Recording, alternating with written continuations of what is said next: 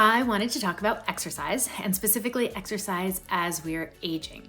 So if you are exercising regularly, I definitely want to encourage you to do that, especially if it is something that you are motivated to do on a regular basis, and if it is something that you love, because that is super important.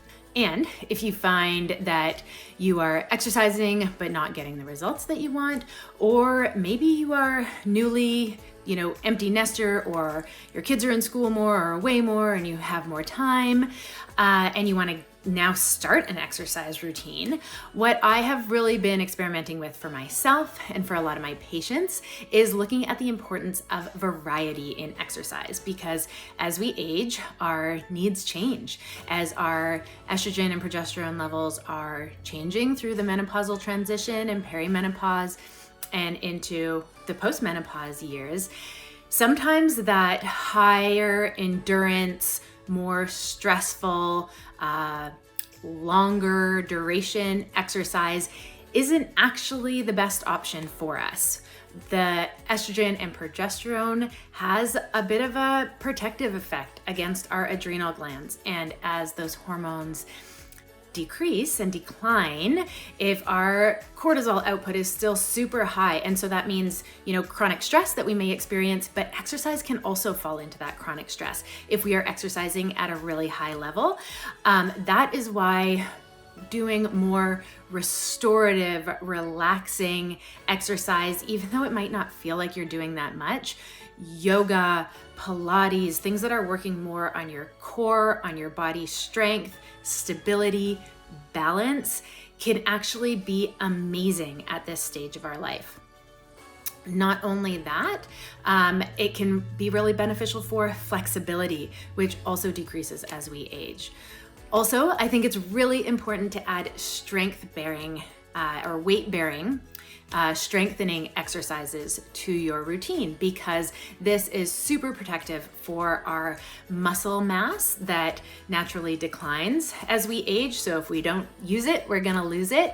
That is super important for our strength and our balance and our vitality. It is also important for our metabolism, because when we lift weights, the burning metabolic benefits that we get from that last even after the exercise is finished. So that can be really helpful to add into your routine. Plus, it is also protective for our bone health, which is really important as we age and we lose that protective estrogen that is helpful for our bone health. So I would say, and what I've noticed is variety is key. B, doing something that you enjoy and are motivated to do is also key. So recruit some friends or join the YMCA, have a place where you can go, do something that's going to work for your lifestyle, be regularly incorporated into your routine.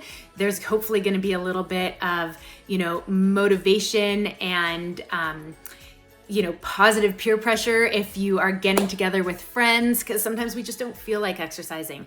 But I think having that motivation can be great, that peer support group. Even doing outdoor activities. So whether that is, learning how to cross-country ski or, going hiking, dancing. I think also getting the variety in your heart rate. So it doesn't have to be, 45 minutes on the elliptical or an hour on the treadmill. It can be a shorter stint, but you just, go harder for a short period of time and then walk. That variety, that change in your heartbeat and your respiratory rate is what can be really beneficial at this stage. But you never want to push yourself farther than what you're able to do. So also getting in touch with a trainer and finding someone who can meet you where you are at and help you grow in those exercises, I think is wonderful. So just a video to encourage you to stay active, find something that you love to do that is attainable and that can be sustainable so that you can feel good in your body and, age wonderfully with a lot of mobility and strength, because that is my wish for you. Thanks.